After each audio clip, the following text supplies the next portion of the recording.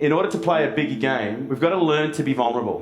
Now, what does being vulnerable mean? For me, in this environment, in this context, vulnerability is about delivering a level of authenticity that most people probably don't expect, that allows you to be and express who you are at the core, not who you think you need to be in the moment. Can I share with you a personal story and hopefully demonstrate vulnerability in the process?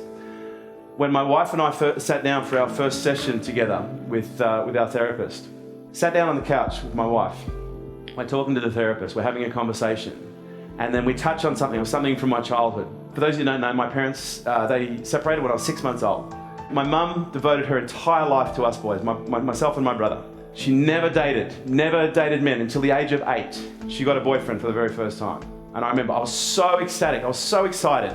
I was over the moon. He was this American guy. 6-month whirlwind romance. They get engaged at the end of 6 months. He goes back to the US to sell up his property and move back. 2 weeks into his stay in the US, he was beaten to death in his hotel room. And I'd completely forgotten about it. And as I started to tell this story, and as I started to cry, my wife reached out and she grabbed my hand. And she looked at me like she looked at me 4 years ago. She looked at me with no judgment, no filter, hashtag. She just looked at me with genuine love. And then Eric, our therapist, said, "Did you just see what happened then?" And I went, "No, what happened?" He said, "You became vulnerable." And he said, "As soon as you became vulnerable, guess what your wife did?" He said, "Your vulnerability is inviting your wife in." And it was a huge insight for me, because I realized the very person I was trying to be was actually preventing my wife from giving me exactly what I wanted. But then I realized when I walked out of the offices that I was doing the exact same thing in business. That the person that I was being was keeping me where I was, but by me not being more vulnerable, I wasn't allowing a greater level of connection with you guys, with my team, with prospective clients. Stop trying to be something that you're not. Because who's heard the term, you just got to fake it till you make it? Has anyone heard that?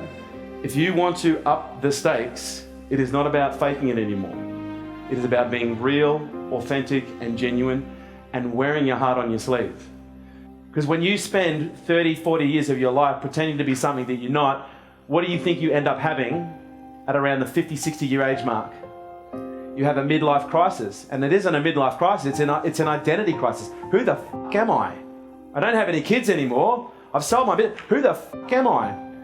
And I'm going to suggest if you were being who you were the whole way through, I don't know this is fact just yet, but my theory is, how could you ever get to a point where you ask yourself, who the f*** am I, if you never stopped being who you were? My belief is you can only get to that point of asking the question, who the f*** am I, if you spend a lifetime being something that you're not, and you become lost. In my opinion, it's not mentally healthy to pretend to be something that you're not.